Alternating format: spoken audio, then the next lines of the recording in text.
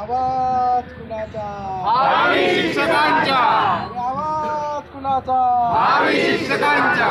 इन्क्लाब जिंदाबाद. इन्क्लाब जिंदाबाद. भारत माता की जय. भारत माता की जय. 100% शिक्षक भरती झालीच पाहिजे, झालीच पाहिजे, 100% शिक्षक भरती झालीच पाहिजे, झालीच पाहिजे. शाळा बंद करणाऱ्या माझ्या सावत्र मामाचं करायचं काय? खाली डोकं वर पाय. शाळा बंद करणाऱ्या माझ्या सावत्र मामांचं करायचं काय? खाली डोकं वर पाय. या शाळा बंद करणाऱ्या माझ्या बेईमान मामांचं करायचं काय? खाली डोकं वर पाय. मित्रांनो, हे माझे मामा हे असे मामा आहे, शकुनी मामा, कंस मामा, माझे भुसे मामा, माझे फपसी मामा म्हणजे फडणवीस, प म्हणजे पवार मामा, शी म्हणजे शिंदे मामा. हे इतके बेईमान मामा आहे, इतके बेईमान मामा आहे, आपल्यासोबत बेईमानी केलेली आहे. कशी मी तुम्हाला सांगणारच आहे. माझ्या आईला जेव्हा मी म्हटलं, आई म्हटलं हे असे बेईमान तुझे भाऊ काऊन आहे व काऊन आहे व तुझे एवढे बेईमान भाऊ? अरे काय सांगू राजा म्हणे, ते बियाणंच तसं होतं म्हणे त्या हे बियाणं इतकं हरामी आहे म्हणे बाबू, इतकं हरामी आहे म्हणे. पण तू जर असाच दबाव टाकत राहशील ना म्हणे तर त्याचा फुगा नक्कीच फुटणार आहे म्हणे, हे तू लक्षात ठेव म्हणे. त्याचा फुगा फोडासाठी आपल्याला असंच इथं कटिबद्ध राहावं लागेल. आज इथं या नागपूरच्या पावनभूमीत आपण आहोत. भविष्यात आपल्याला आंदोलन पुण्याला काय मुंबई पण गाठ्याची आपण ताकद ठेवू सालेले, यायला भिवू नाही फक्त, हे तुम्हाला सांगतो मी. आपली मशाल फक्त इथेच नाही तर पूर्ण महाराष्ट्रात आपण पेटू, या हरामखोरायला दाखवून देऊ आपण. तुम्ही दाखवणार नाही? दाखवणार की नाही दाखवणार? इन्क्लाब इन्क्लाब जिंदाबाद. भारत माता के भारत माता के. आणि काय भुसे मामाबद्दल तर जास्त न बोललेलं बरं, कारण निकाल शिकले पण त्याला इतकं नाही समजून राहिलं. ते आज पिकून म्हणजे शिकून आहे, तो पिकला पण अजून शिकला नाही. काहून नाही शिकला? कारण त्याला त्या टाईमला योग्य मास्टर नव्हता भेटला असं वाटून राहिलं. पण त्याला योग्य मास्टर भेटला होता, पण हा थोडा बेईमान होता म्हणून आज पण ते त्याच्यातली बेईमानकी आपल्याला दिसत आहे. कशी शाळा समूहकरण सारख्या योजना आणतात. आता आपल्या महाराष्ट्रातली इतक्या वाईट वाईट घटना घडतात. कोणत्या घटना?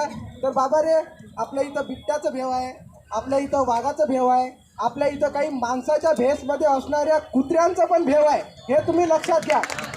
या कुत्र्या हरामखोरापासून वाचवायचं असेल तर गावातली शाळा जिवंत राहिली पाहिजे.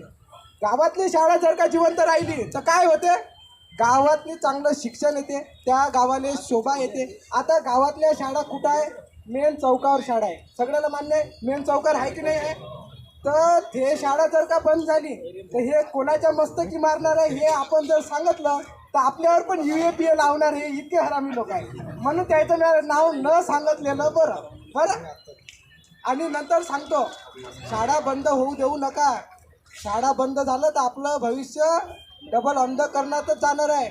आपल्या संविधानातली कलम 51 आहे, त्या दिवशी मी कलम 51A सांगितलं, परंतु मी आज तुम्हाला कलम 51 सांगणार आहे. त्या कलममध्ये सांगितलं आहे, आंतरराष्ट्रीय शांततेला आणि आंतरराष्ट्रीय शिक्षणाला भारताने पाठबळ दिलं पाहिजे. परंतु हे पाठबळ नाही देत आहे, हे त्याला खाली घालत आहे.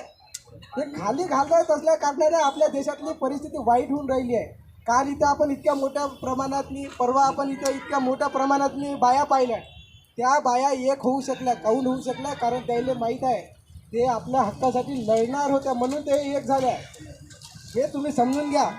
आपण असंच एक होणार आणि या हरामखोरायले आपण उत्तर हे अशा पद्धतीने देणार की याच्या 100 पिढ्या आठवण ठेवण.